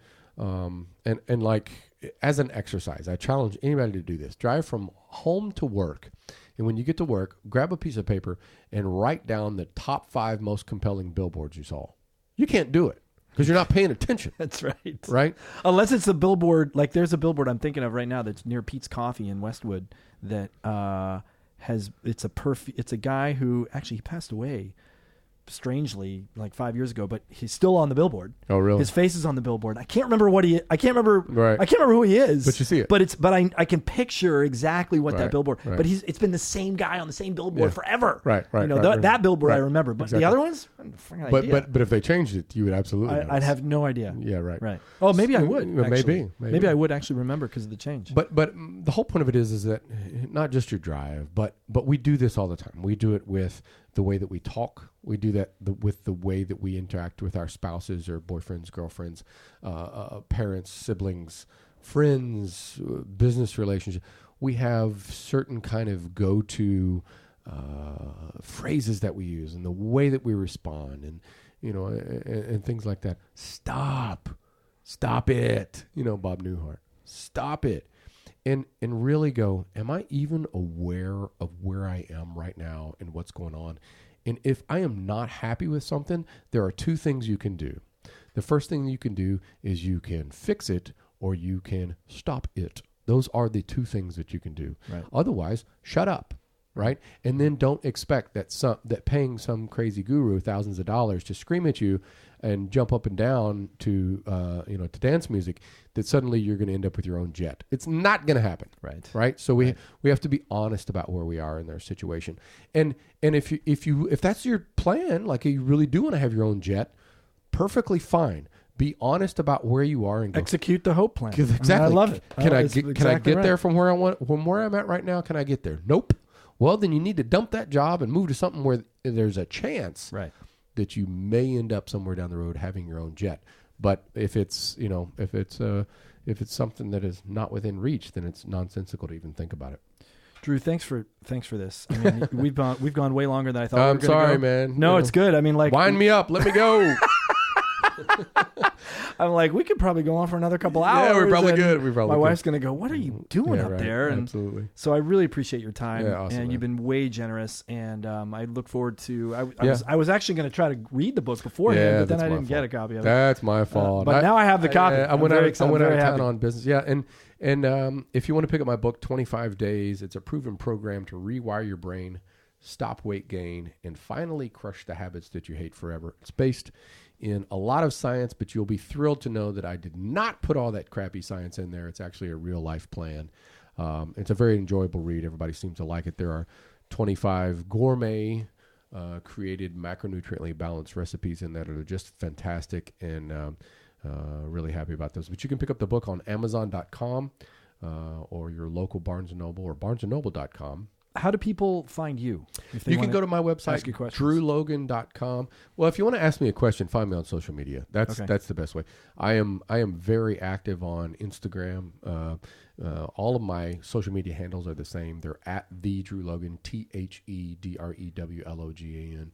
And just send me a message or comment on my on a post or something that I put up. And a lot of times what I do is I'll feature people's questions in videos. Do me an Ask Me Anything video and explain, because what's the old adage, there are no stupid questions, so somebody needs to understand.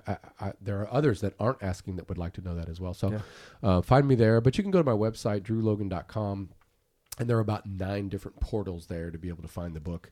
It's also an audio book. It was actually the number one selling audio book nationwide. We outsold The Secret. Wow. Which is pretty exciting. Who read it? Did you read it? I did not. Because you got a voice. I mean, you could definitely. Well, thank you. But I honestly, I would have ended up swearing through the whole thing because, I would have been off ranting. Yeah, no, right. We hired an actor. We hired an actor for that, and he read it. What do you do on a book with like yours that has recipes in it? Well, you know what's funny? Do they say savory? He read that too. Satay? Did he really? He did. It's awful. Did you? Is it in the recording? It is. Jeez, really? Right. So like that's hilarious. Yeah. Right. So that's maybe not the most fun part. 1/2 of a cup of soy sauce. Yes. 1 tablespoon of coconut sugar. Yeah, what? Exactly.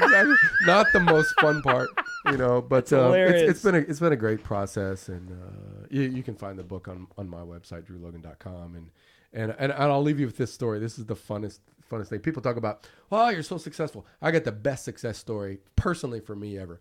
And as the book was just crushing the charts, and I was thrilled, just ecstatic out of my mind.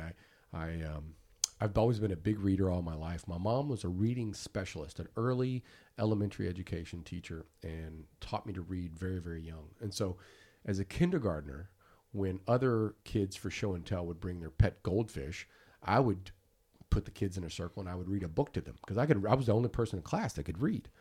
And so I've always wanted to write a book. I didn't know about what, but I've always wanted to write a book. I've always thought it would be really neat. And so this has been just wonderful for me. It's like feeling like a kid again, but it was climbing up the charts. And the next day, Amazon came out with their new rankings of the most popular authors. And I took a screenshot of this, which I'll never delete, but I was ranked as like the 57th most popular author on Amazon. And right above me was Dr. Seuss. And I was like, man, Wow. that's success. You know, when you're ranked right under Dr. Seuss. I mean, Dr. Seuss, that's up there, man. So, that is up there. That was really funny. I got to dig into this quick. Maybe I should read it to my son if you're close to Dr. Seuss. Yeah, right. So I'm not going to read it. I'm not going to read tablespoons of chicken satay or whatever. Not. Green eggs and ham. It's not in there. It's not in there. I promise. There's no recipe in green eggs and ham. That's right. There's not. So, but anyway, so that was mine. That's fantastic. So thanks for having me, Andy. Yeah, thank you.